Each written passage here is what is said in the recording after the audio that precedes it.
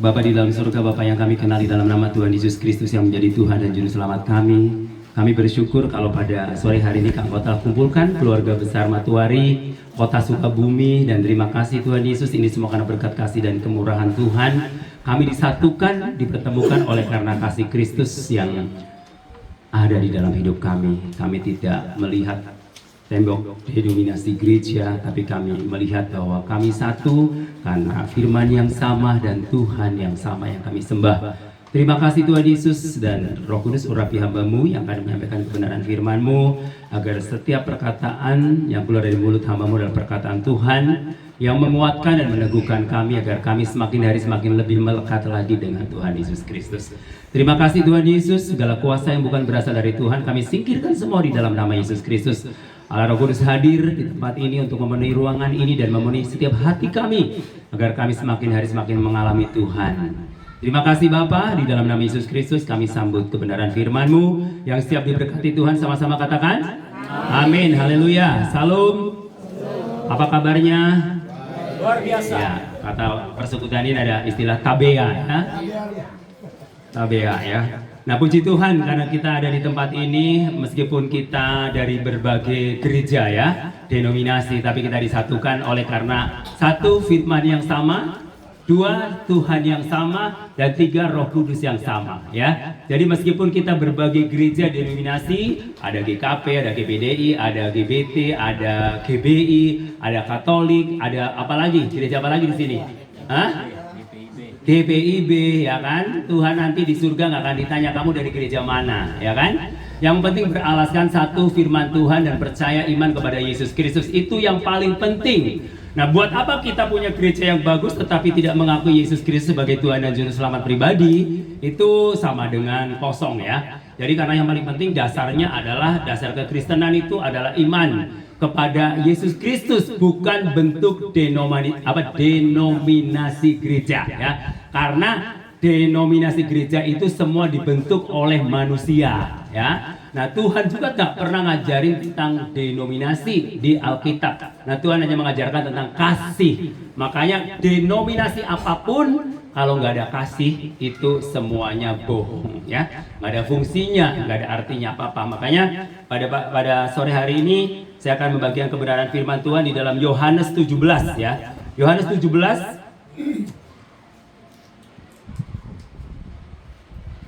ayat 20 dan 21.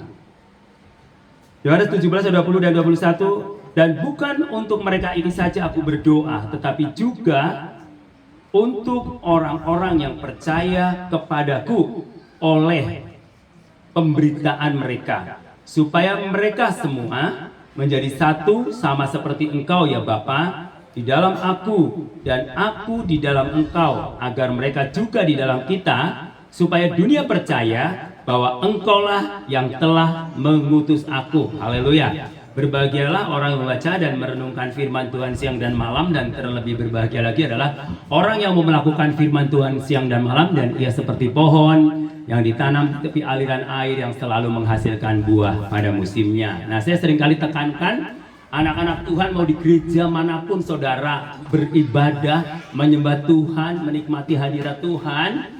Yang paling penting bukan masalah saudara datang ke gereja, tetapi yang paling penting apakah saudara menjadi anak Tuhan itu sudah berbuah atau belum, ya. Jadi saya ingin jelaskan tentang masalah bertumbuh dan berbuah, ya.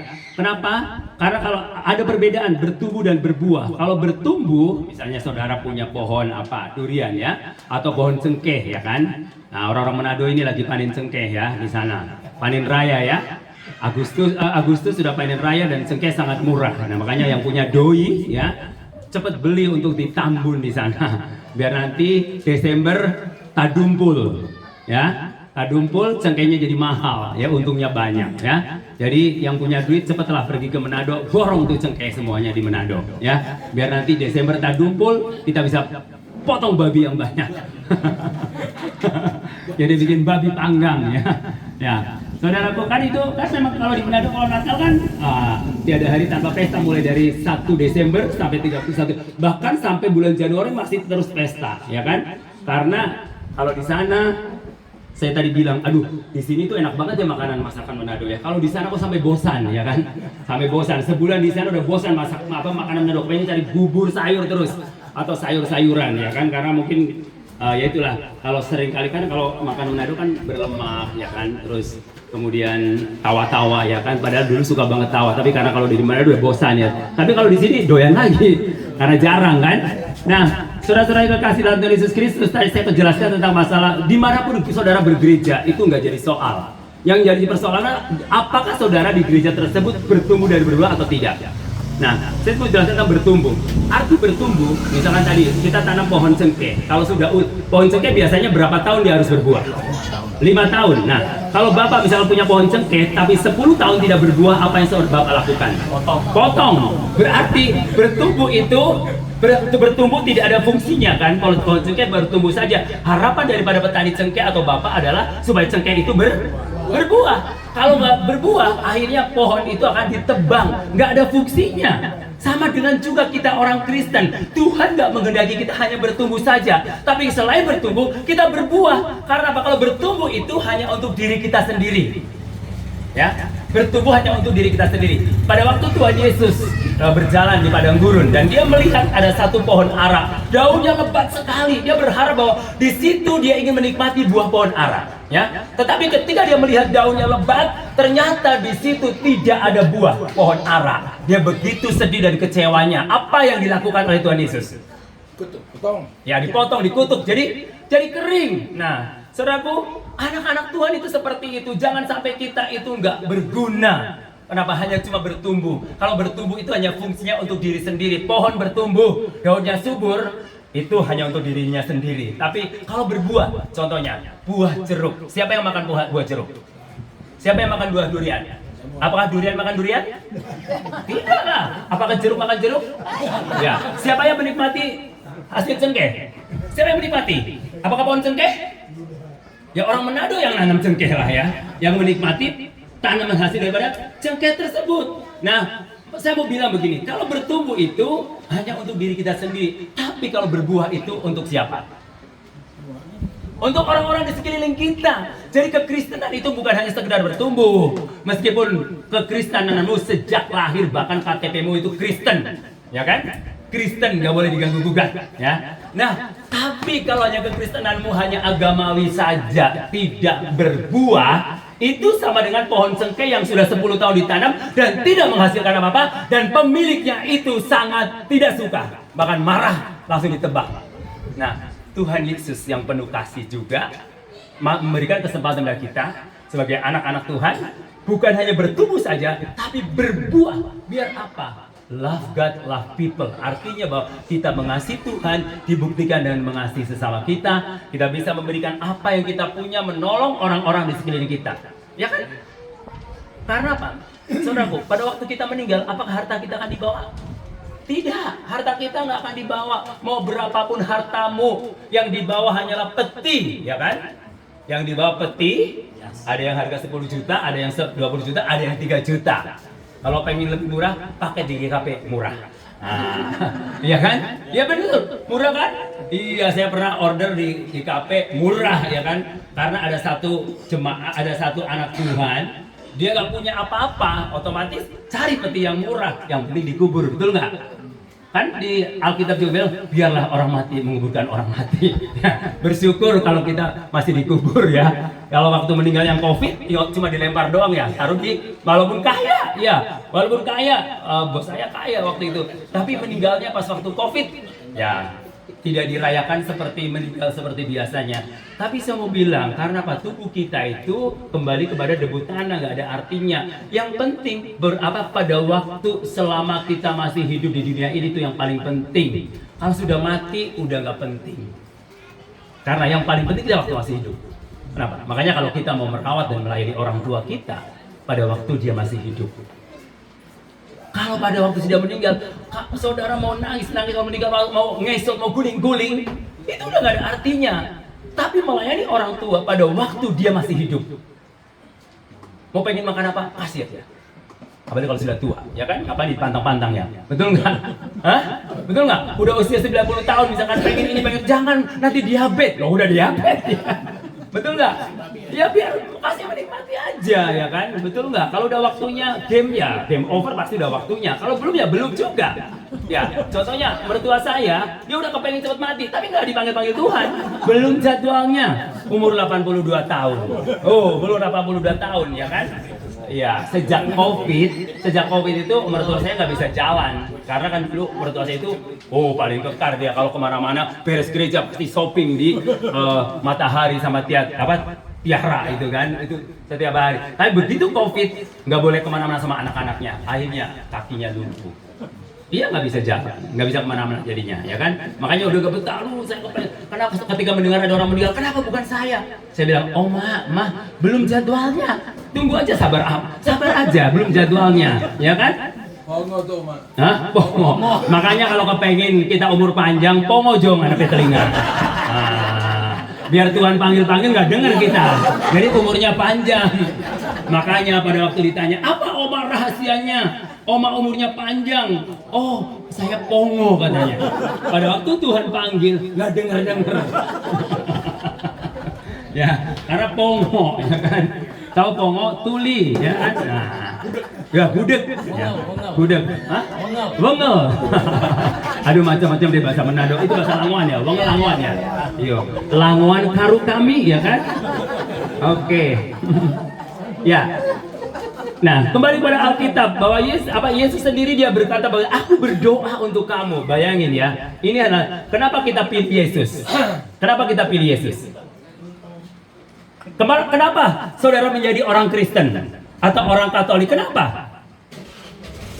Oh, karena mama saya Kristen jadi saya lahir Kristen, ya kan? Oh, karena keluarga saya Kristen, berarti saya harus jadi Kristen. Begitu? Tidak. Harus ada alasan, harus ada reason. Kenapa Anda menjadi orang Kristen? Kenapa Anda pilih Yesus? Bukan pilih yang lain. Kenapa? Luar biasa. Hah? Ya Tuhan yang pilih kita. Tapi kan ada alasannya. Kenapa kita percaya Yesus gitu loh? Ya Yesus baik. Hah? Yesus baik. Yesus menyelamatkan kita. Iya itu Yesus menyelamatkan kita. Kalau baik semua orang banyak yang baik. Om Odi juga baik. Ya, saya mau bilang begini. Satu, karena dia Yesus adalah jalan kepastian keselamatan. Itu yang paling penting. Kalau dia bukan juru selamat, ngapain pilih dia? Betul nggak? Iya, nggak ada pentingnya. Kalau kita pilih dia, kalau dia tidak menyelamatkan. Kenapa kita percaya dia juru selamat? Kenapa kita percaya kalau kita mati pasti masuk surga? Kalau sudah percaya Yesus. Dan percaya, karena apa? Yesus sendiri itu datangnya dari surga. Pemilik surga juga. Datang dari surga, turun ke dunia, naik ke surga lagi. Apakah ada kemungkinan dia akan tersesat ke surga membawa kita? Tidak. Makanya dia dengan keberanian dia berkata, akulah jalan kebenaran dan hidup. Tidak ada seorang pun yang datang kepada Bapa kalau tidak melalui aku. Jadi Yesus satu-satunya jalan atau salah satu jalan? Kalau satu-satunya jalan ada yang lain nggak?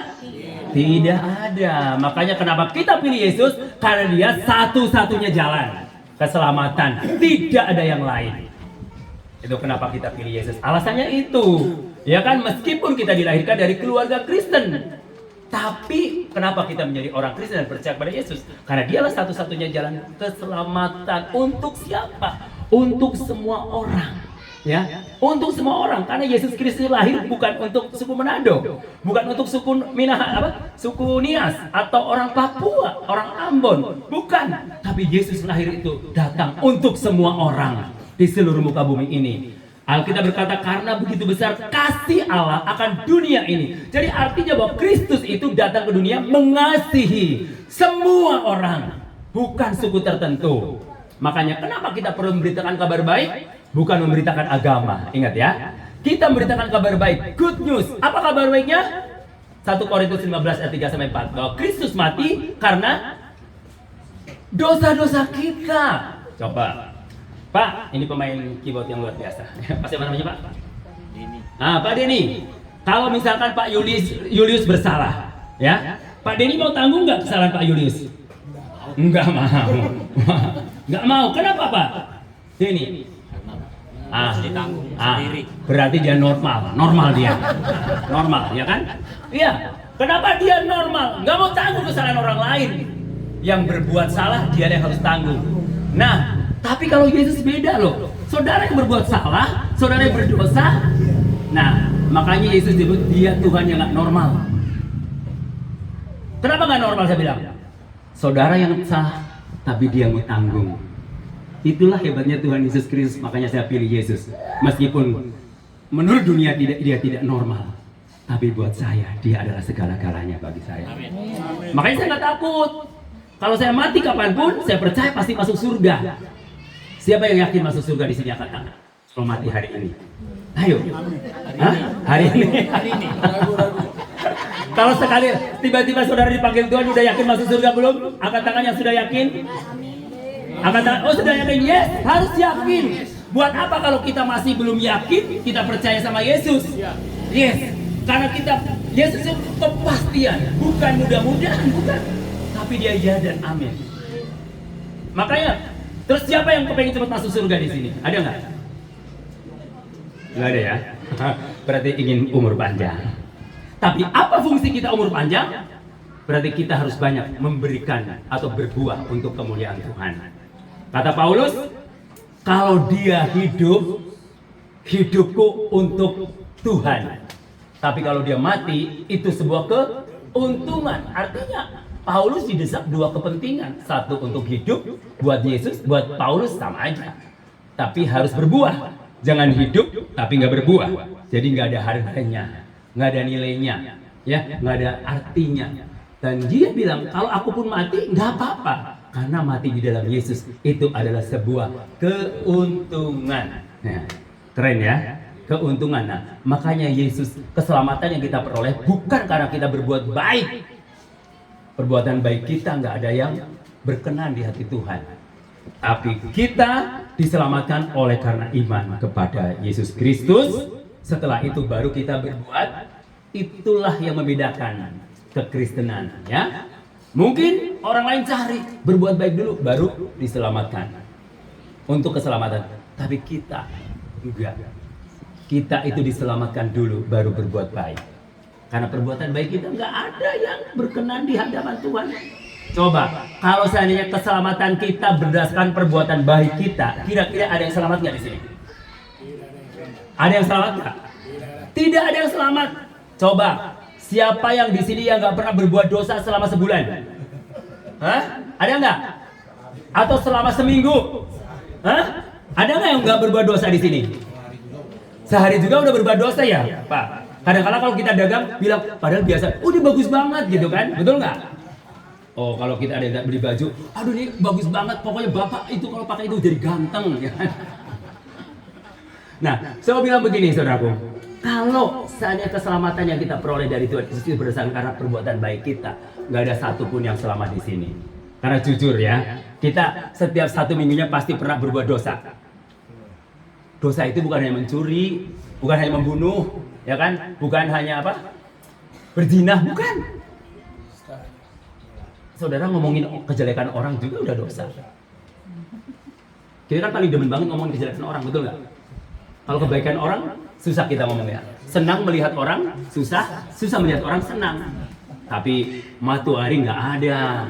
Pasti senang melihat orang senang. Dan susah melihat orang susah.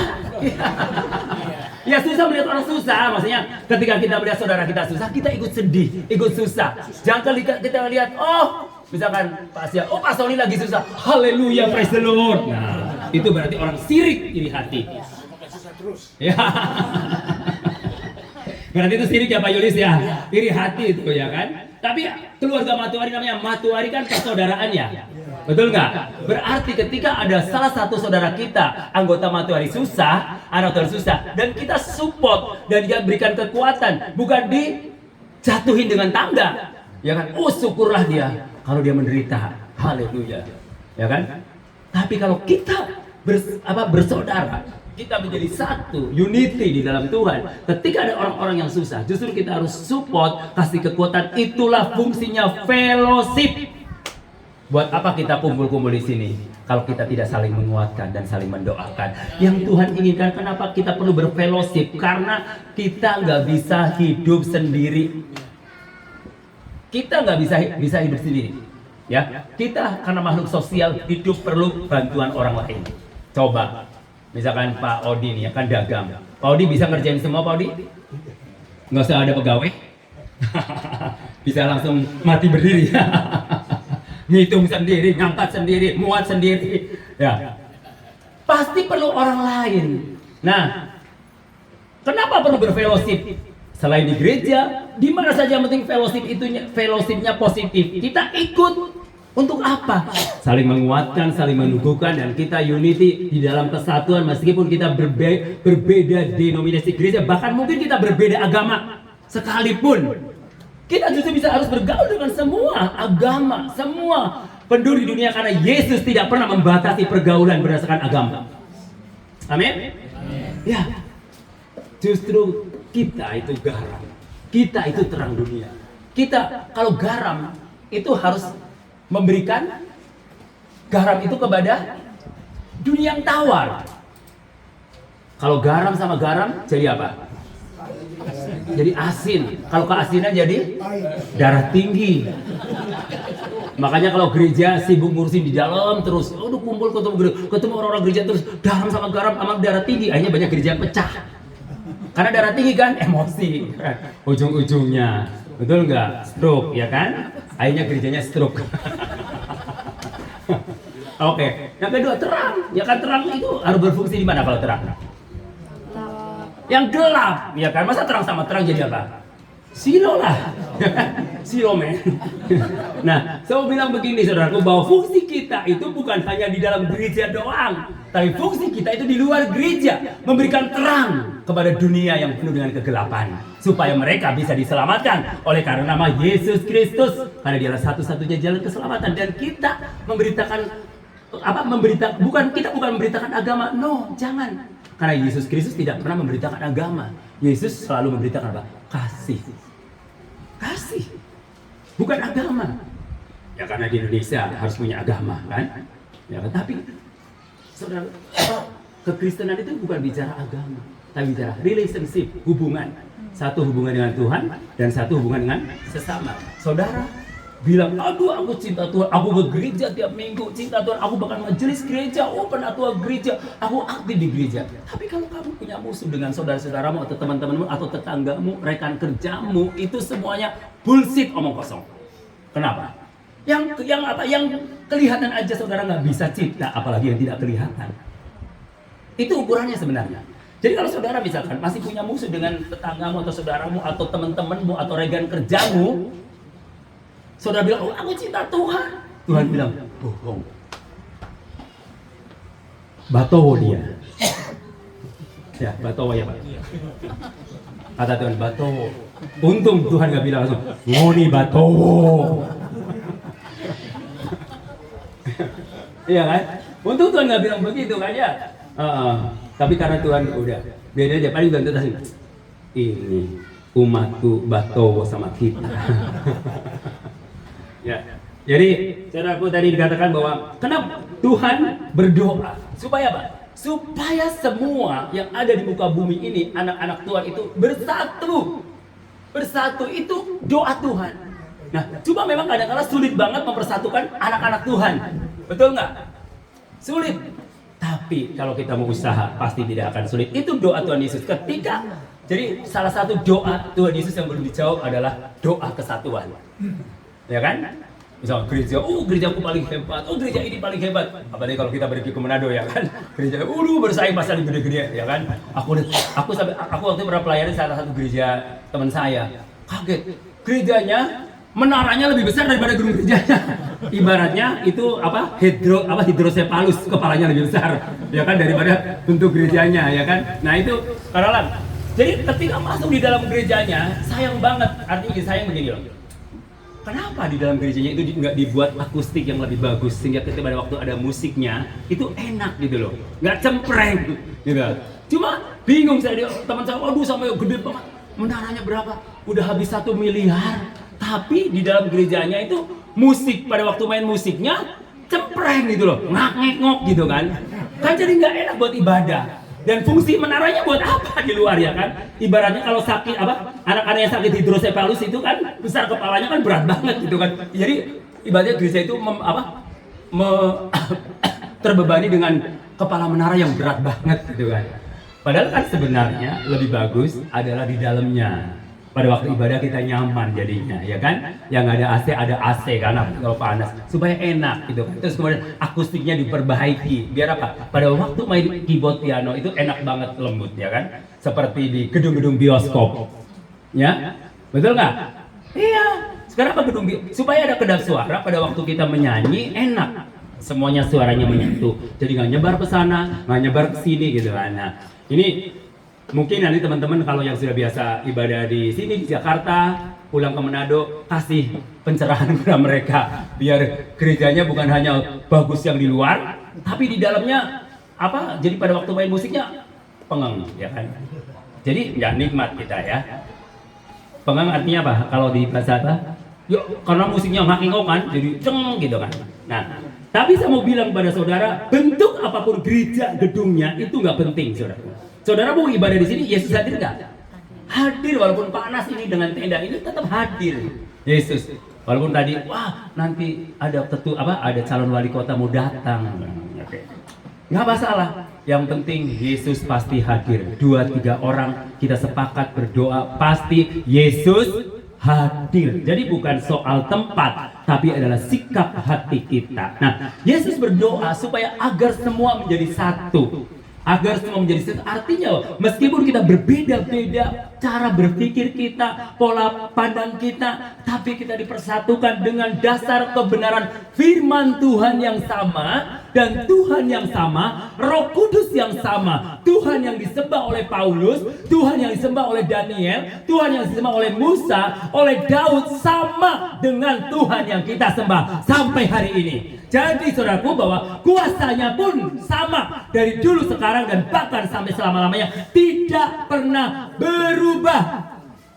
Tetapi kita sebagai anak Tuhan harus berubah. Artinya berubah sejak kita bertemu Yesus, sebelum kita terima Yesus, dengan sesudah terima Yesus itu harus ada perbedaan. Kalau kita hidup kita sebelum kenal Yesus begini, setelah kenal Yesus begini juga, berarti Kristus itu belum nyata dalam hidupmu. Paulus katakan, adapun hidupku ini bukannya aku lagi, bukannya Romel lagi, bukannya Ibu Sonya lagi, bukannya Pak Rona lagi, melainkan Kristus yang hidup di dalam diri saya dan saudara. Itu Yesus yang mengatur kita. Makanya ego kita, keegoisan kita harus buang jauh-jauh, tanggalkan semuanya. Biar kita menempatkan posisi Yesus di atas segala-galanya.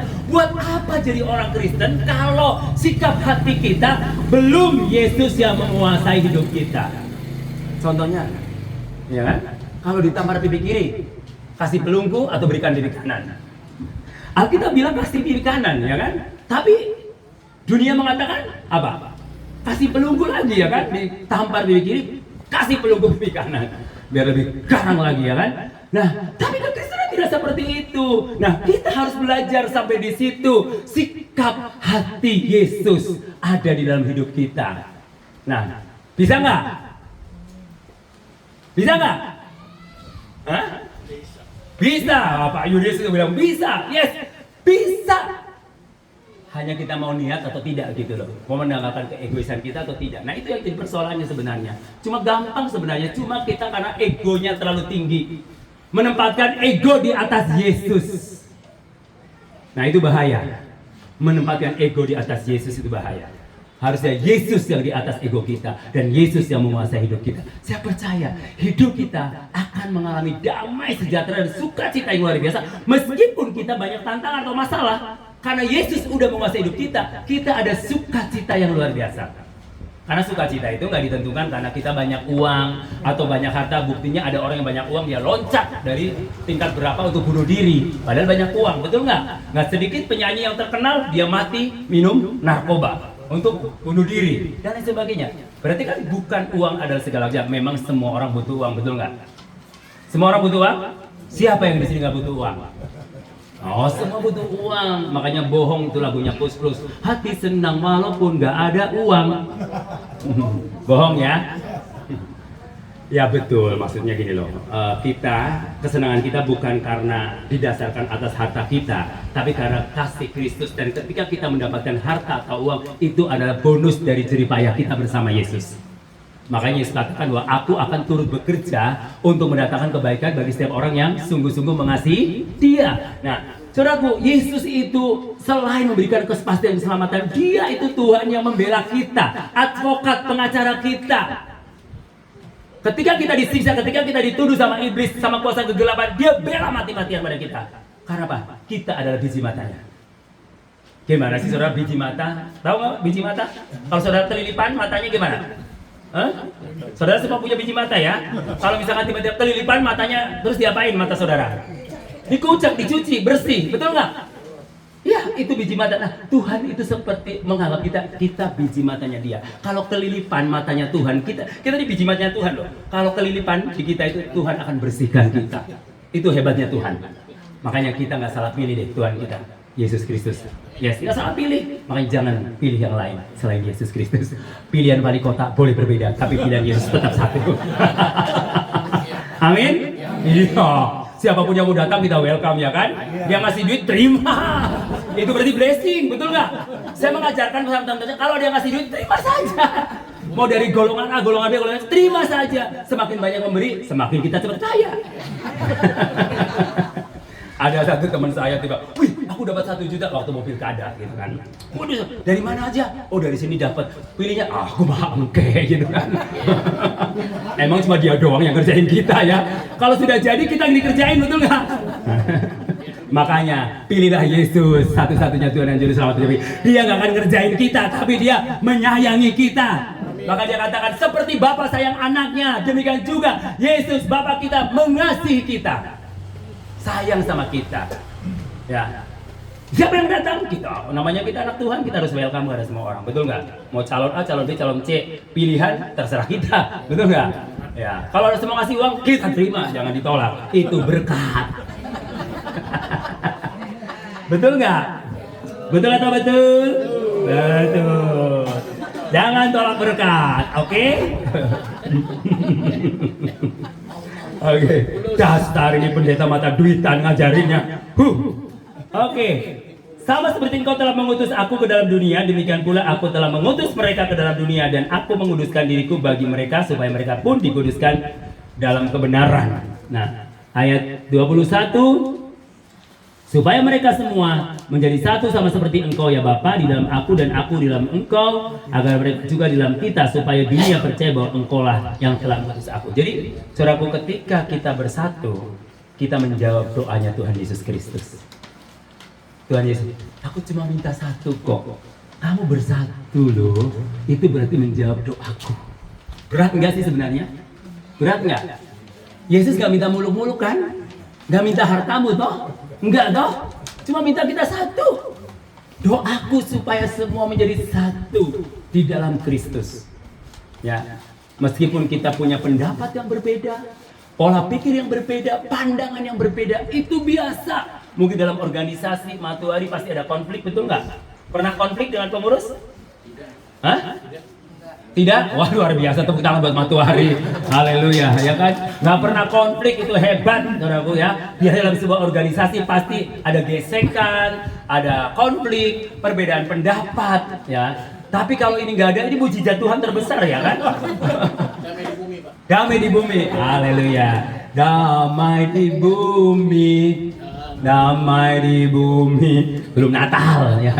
Nanti tunggu Desember, ya. Supaya kita menjadi satu. Saya percaya, karena kenapa tidak? Mungkin ada konflik tapi kecil ya, diberesin gitu loh, nggak usah jadi besar. Ngapain ya? Hidup itu simple, nggak usah dibikin rumit, ya kan? Yesus aja dia adalah Tuhan yang sangat simple. Dia datang dengan penuh kesederhanaan hanya untuk memberikan nyawanya buat kita semua, supaya saya dan saudara diselamatkan. Dan dia hanya minta satu, supaya semua menjadi satu. Haleluya, Tuhan Yesus memberkati. Mari kita bangkit dari semua.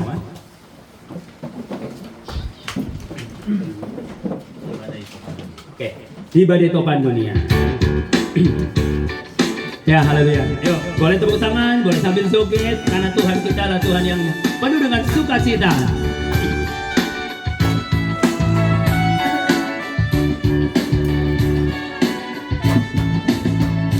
Di badai topan dunia, Tuhanlah perlindunganku.